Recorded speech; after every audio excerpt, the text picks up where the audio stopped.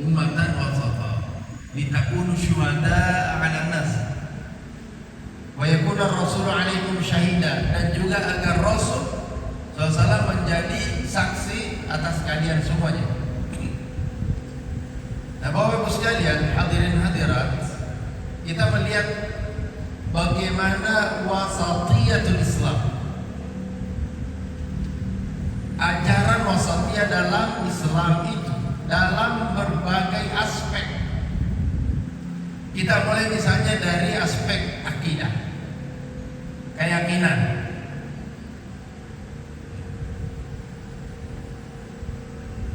Umat-umat terdahulu ada yang akidahnya itu berlebihan ekstrim kanan, ada juga yang ekstrim kiri. Jadi kita minjam istilah ekstrim kanan, ekstrim kiri. Kalau dalam bahasa Arabnya itu ifrat dan tafrid. Ifrat menambah-nambah, berlebihan. Kalau tafrid mengabaikan, meninggalkan.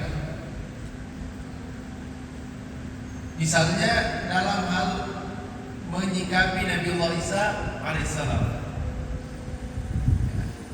ada umat yang berlebih-lebihan membenci sampai ingin membunuh Nabiullah Isa alaihissalam. Itulah yang disebut nanti dengan salib, menuduh Nabiullah Isa alaihissalam sebagai anak haram karena laknat ayat. Kemudian di sisi lain ada umat juga yang berlebih-lebihan mengkultuskan sampai pada tingkat uluhiyah, menganggapnya sebagai anak Tuhan dan Tuhan yang disembah. Jadi ada yang ifrat, berlebih-lebihan, ada juga berlebih-lebihan melecehkan. Islam datang dengan sifat wasatiyahnya, bahwa Nabi Isa alaihissalam itu adalah hamba Allah Subhanahu wa taala yang mulia, yang lahir tanpa ayah atas izin Allah, sebagaimana kuasanya Allah Subhanahu wa taala menciptakan Nabi Adam alaihissalam tanpa ayah, tanpa ibu. Jadi kalau Nabi Isa alaihissalam tanpa ayah, itu hal yang biasa bagi Allah, karena lebih dari itu Allah sudah lakukan terhadap Nabi Musa Nabi Adam alaihissalam. Beliau adalah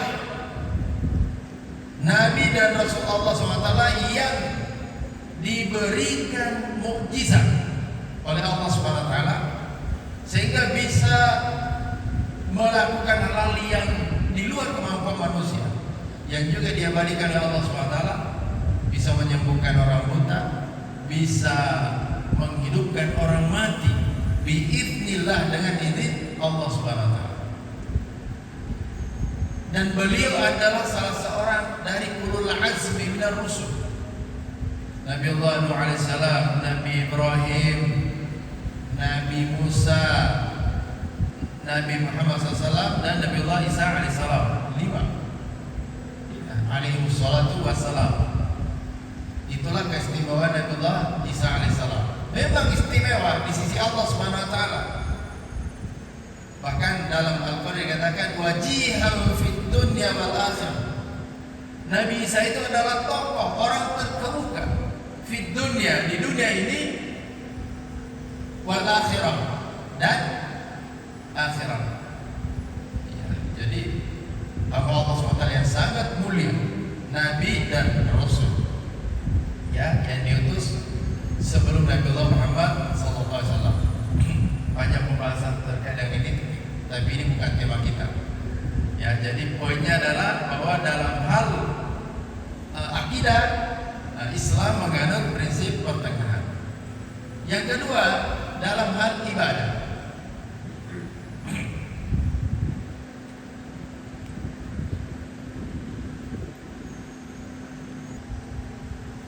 ada juga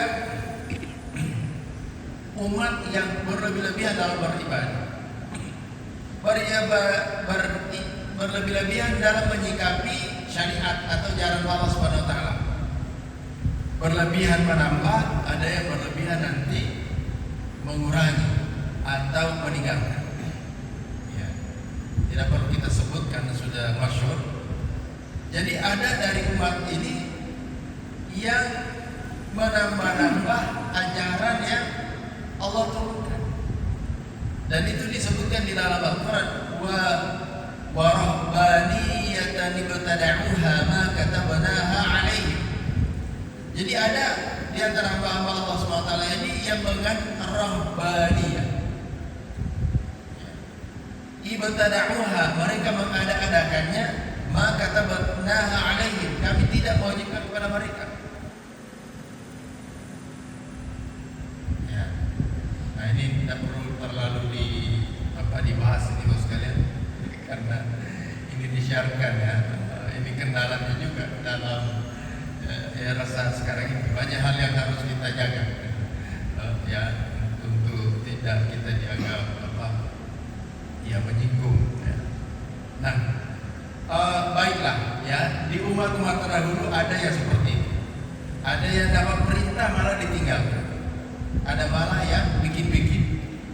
Nah, dari umat Nabi SAW juga ada yang seperti itu.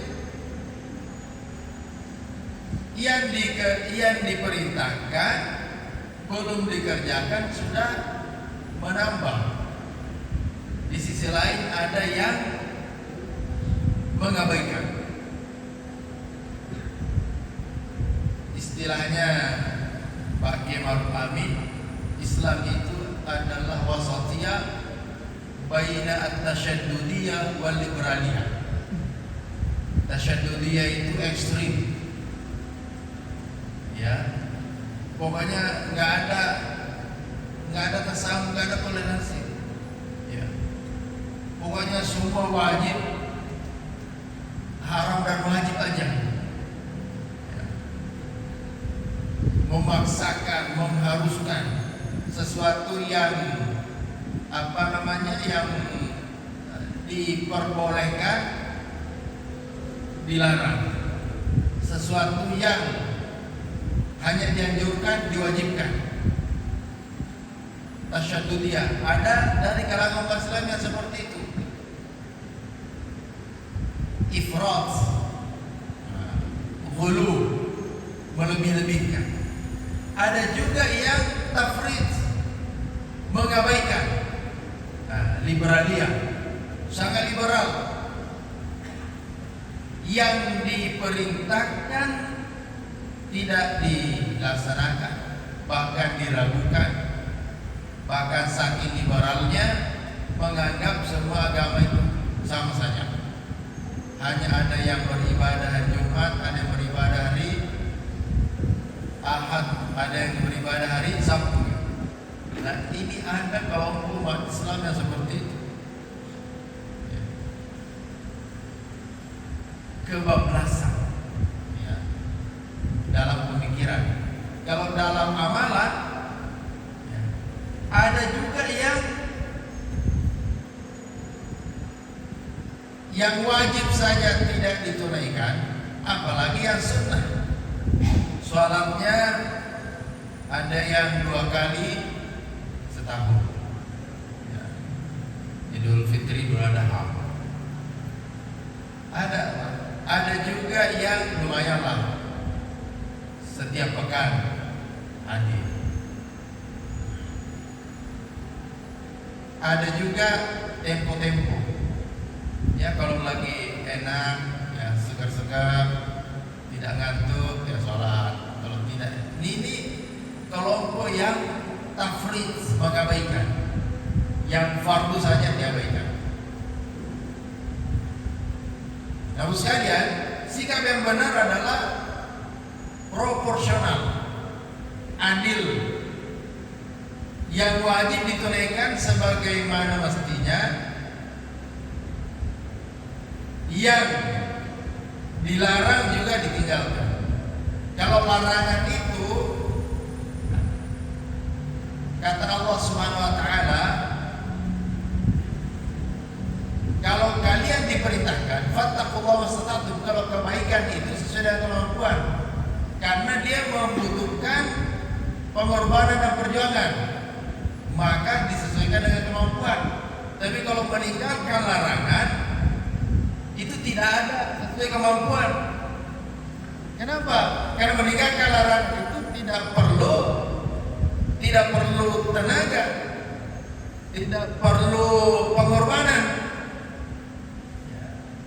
Ya ditinggalkan cukup. Makanya tidak ada dalam ayat maupun hadis mengatakan tinggalkanlah maksiat itu sesuai kemampuanmu, tidak. Yang ada itu adalah fattaqullaha mastata'tum. Kalau diperintahkan untuk kebaikan itu baru. Misalnya berinfak, ya sesuai kemampuan.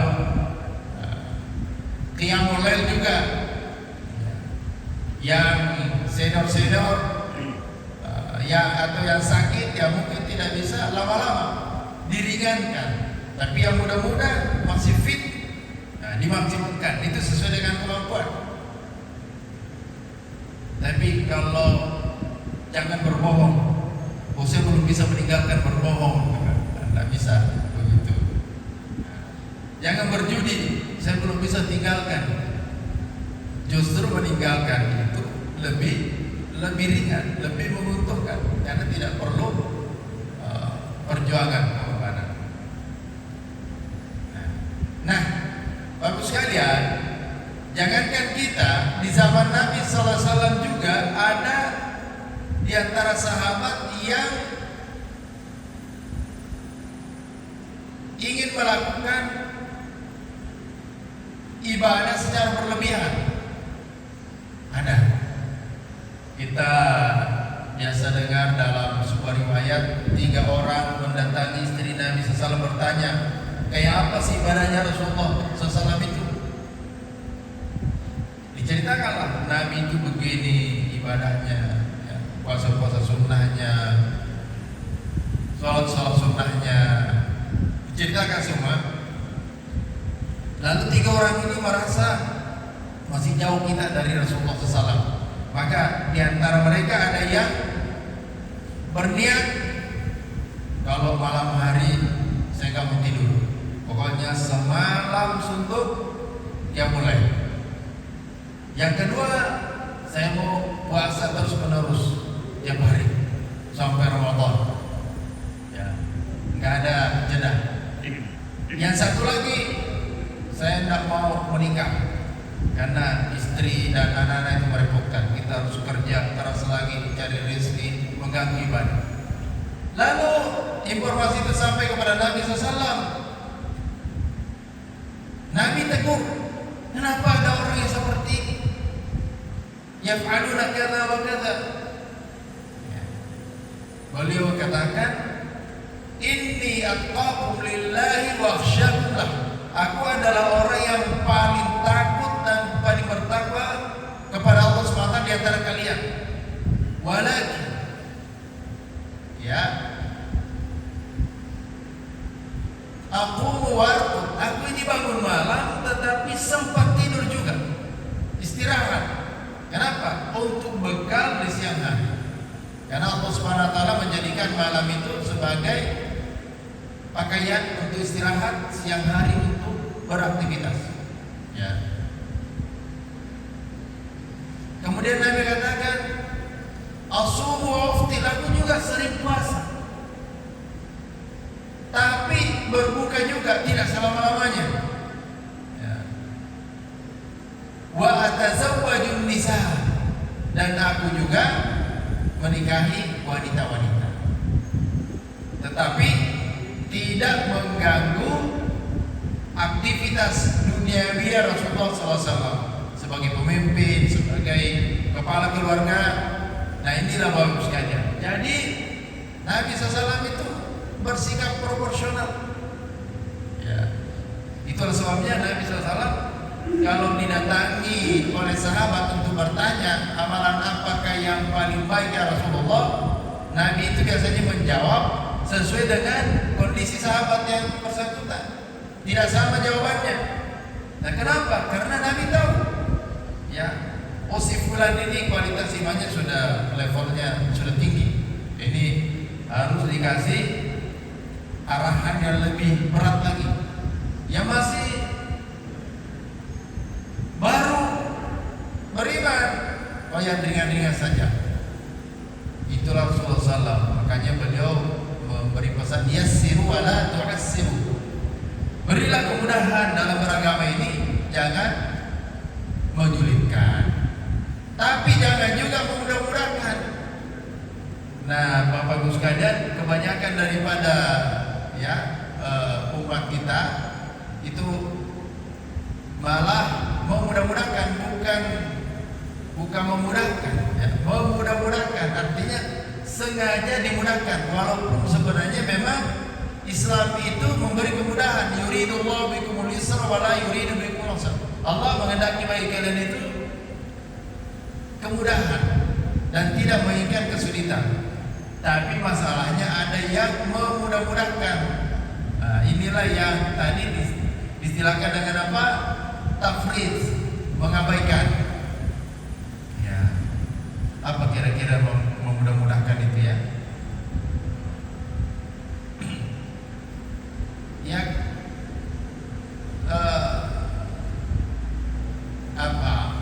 katakanlah begini, meskipun mungkin tidak ada yang melakukan itu ya, namanya memudah-mudahkan tetapi meninggalkan tuntunan. Misalnya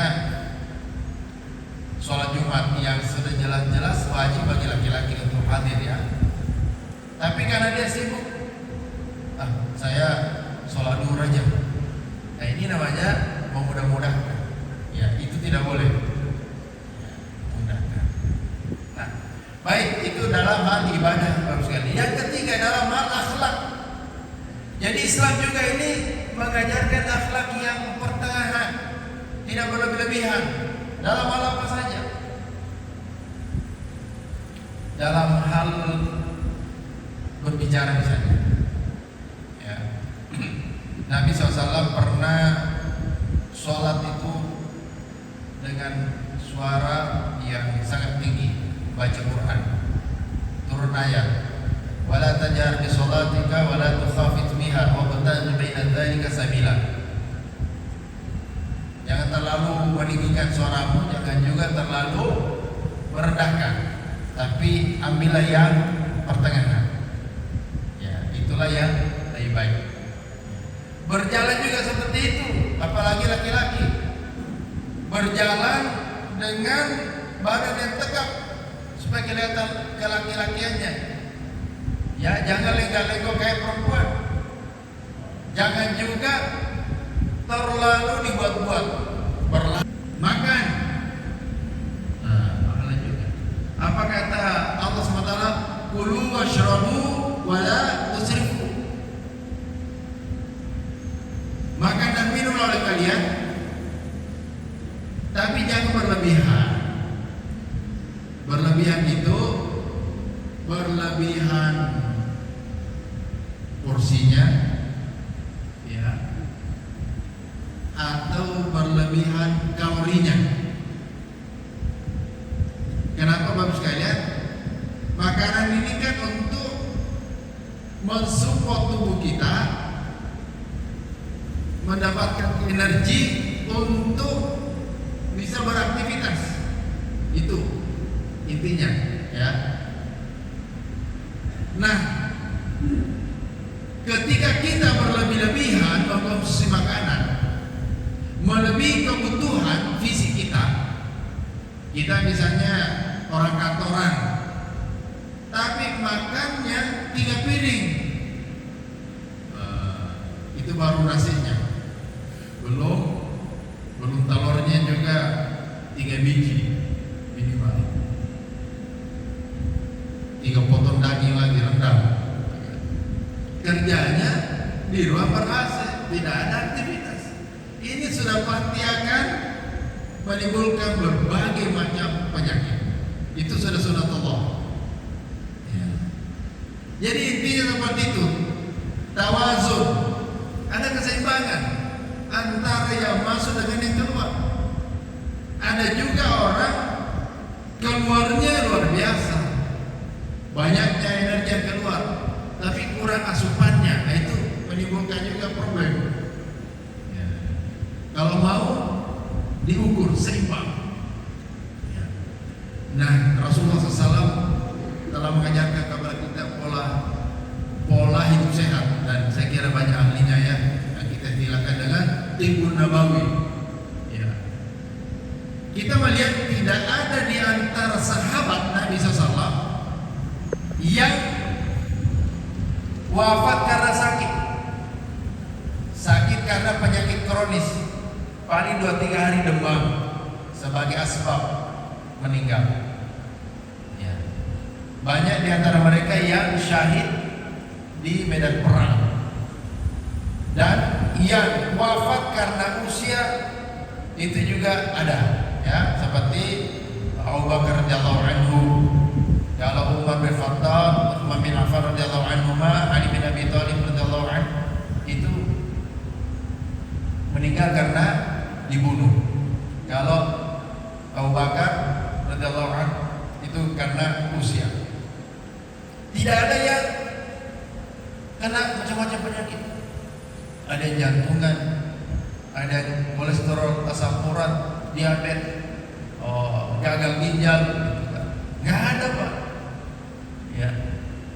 Kenapa? Karena itu tadi pola hidup sehat, pertengahan, makan dan minum pertengahan, beraktivitas juga pertengahan.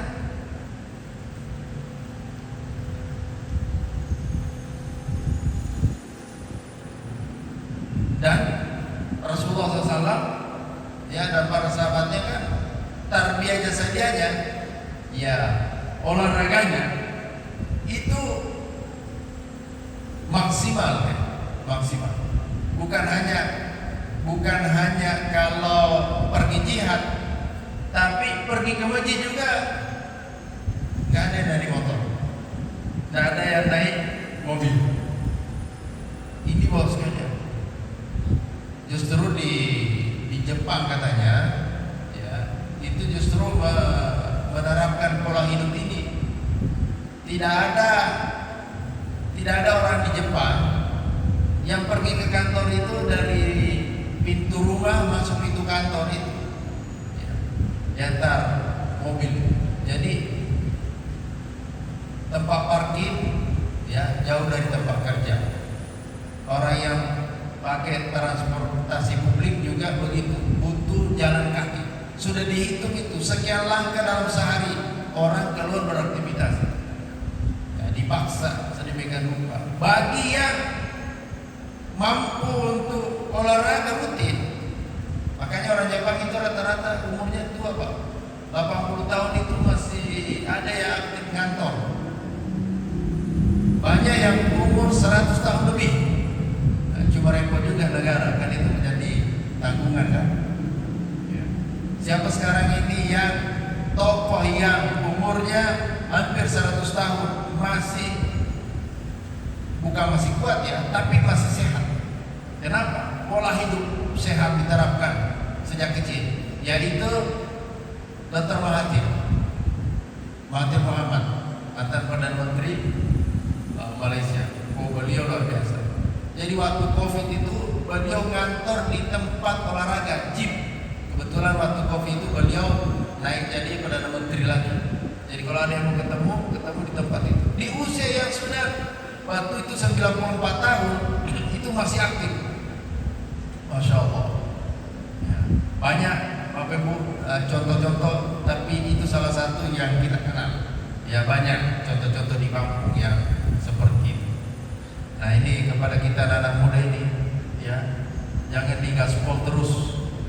Wal kulu washrabu wala tusrifu. Makan malamnya lagi banyak, padahal mau dipakai tidur aja. Ya, tadi malam niatnya tidak mau makan malam, tapi diundang ternyata enak juga. Itu problemnya, ya.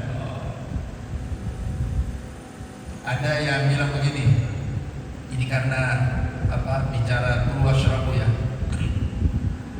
Makanan sehat itu pola Jepang, sarapan kayak pangeran. Pangeran itu kan masih muda, pokoknya maksimal. Kenapa? Karena mau dipakai untuk beraktivitas sampai siang. Makan siang seperti makannya raja. Raja itu sudah senior, sudah milih-milih. Kenapa? Karena aktivitas siang ke sore itu sudah pendek menurun. Makan malam seperti makannya pengemis. Kalau ada sedikit dimakan, kalau tidak ada ya langsung aja tidur. Seadanya saja. Ya, sesuap nasi. Itu diantara pola kulu washrabu wala tusrif. Itulah yang menjadikan sehat. Jadi luar biasa ajaran Islam ya, wasatiyatul Islam ini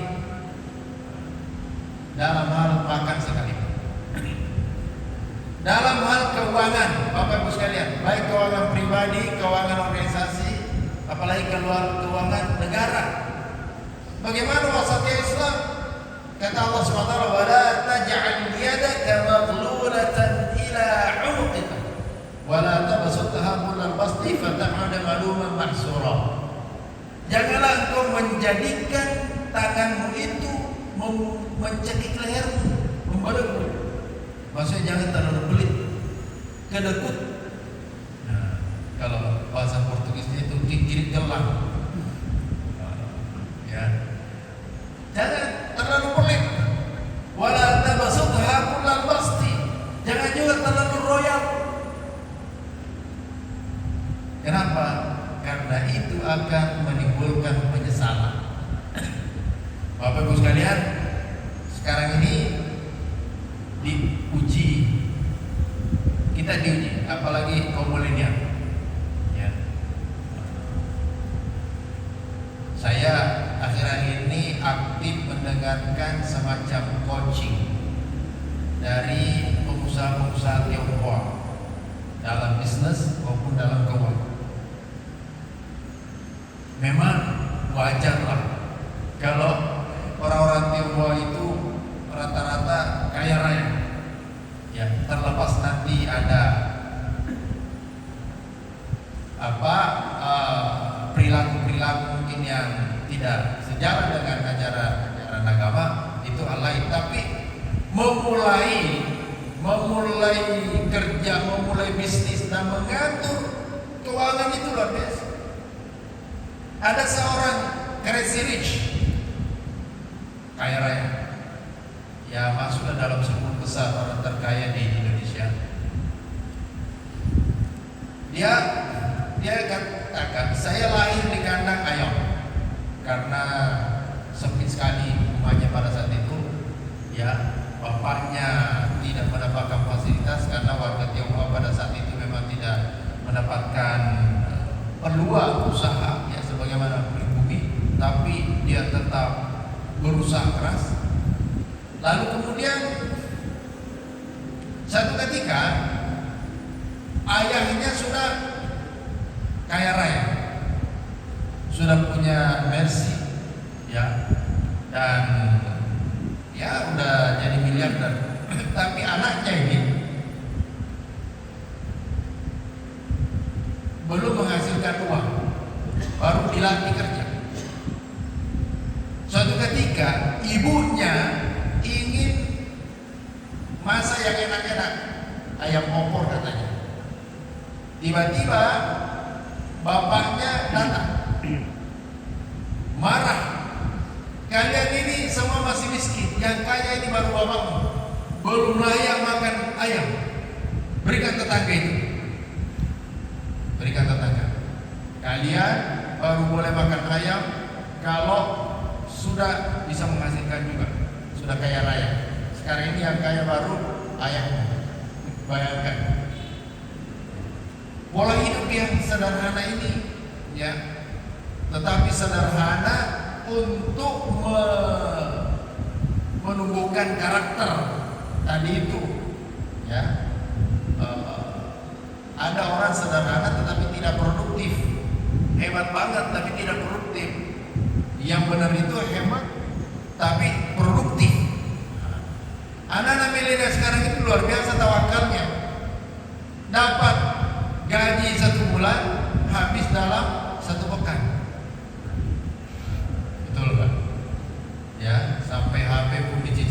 saking maunya punya iPhone, ya kan? Pinjam sana sini, ya.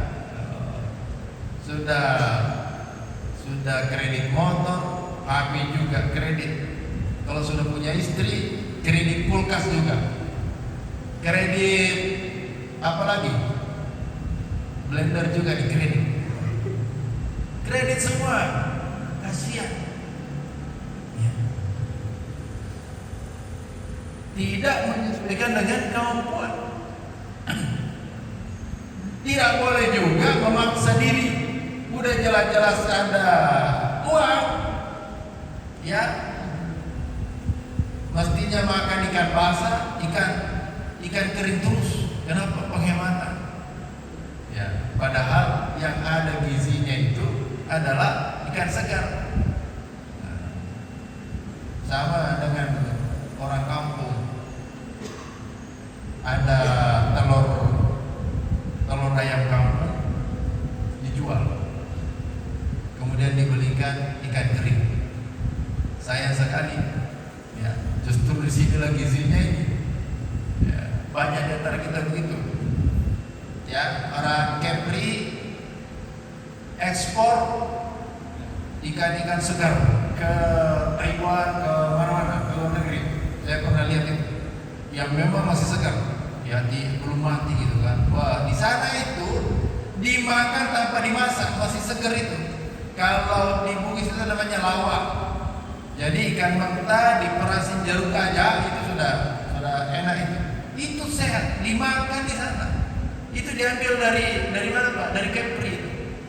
Nah, orang Keprinya sendiri ya tidak menikmati itu. Itu hanya salingan aja Bapak sekalian. Intinya tadi wala taj'al yadaka maghlulatan ila 'unuqika wala tabsutha kullal bast. Ini yang mudah-mudah ini sesuaikan. Ya. Bahkan kalau menurut pakar keuangan, kalau dalam rumah tangga itu minimal ada saving 6 bulan. 6 bulan aman. Ya, atau paling tidak 3 bulan. Jangan sampai kita ini keuangannya itu ya akhir bulan pas-pas. Maksudnya habis. Apalagi kalau belum cukup. Ini anak-anak milenial ini terkenal. Ya. Banyak pemasukan tapi lebih besar pengeluarannya, padahal banyak betul. Ini di antara sikap wasatiyah yang harus kita amalkan dalam kehidupan kita sehari-hari. Nabi Allah katakan wa bataghi fima ataka Allahu daral akhirah. Ya, carilah segala apa yang Allah berikan kepadamu untuk negeri akhirat. Artinya apa? Semua potensi Allah berikan ini, kesehatan, kekuatan, kekayaan, ilmu pengetahuan, apa saja, jabatan, ad-darul akhirah itu orientasi pertamanya, karena dialah yang abadi. Wala tansa nasibaka minad dunya, tapi jangan sampai juga engkau melupakan akhiratmu, sebagaimana keinginan beberapa sahabat tadi yang ditegur oleh Nabi sallallahu alaihi wasallam. Bahkan ketika hari Jumat, idza nudiya lis-shalah min yaumil jum'ati fas'au ila dzikrillah wa dzarul bai'. Jadi kalau sudah dikumandangkan azan, tinggalkan semua transaksi jual beli dan kegiatan-kegiatan bisnis, fas'au ila dzikrillah. Tapi setelah itu Allah katakan, fa idza qudiyatis salatu fantashiru fil ardh. Kalau sudah ditunaikan salat Jumat, jangan tidur-tidur lagi. Fantashiru fil ardh. Bertebaranlah kalian di muka bumi. Artinya apa? Ya, Allah ini hanya meminta waktu sedikit untuk akhirat. Selebihnya itu dunia sebenarnya. Pagi sampai menjelang Jumat, kemudian setelah Jumat disuruh lagi bertebaran. Nah, nanti asar lagi baru dipanggil lagi. Jadi bayangkan Allah Subhanahu wa taala sengaja mewajibkan 5 waktu untuk bertemu dengannya, agar manusia ini tidak pernah lalai dalam kehidupan dunianya itu. Ya, makanya di akhir ayat tadi, wadhkurullaha katsira. Jadi meskipun sudah bertebaran di muka bumi ini, ingatlah Allah banyak-banyak. Tetap ingat Allah Subhanahu wa taala. Bapak Ibu sekalian, ini sudah kode ya bijak kalau kita akhiri. Terima kasih atas perhatiannya dan mudah-mudahan wawasan tentang wasatiyah ini menjadikan kita kemudian mengambil sikap yang terbaik yang telah diajarkan oleh Islam.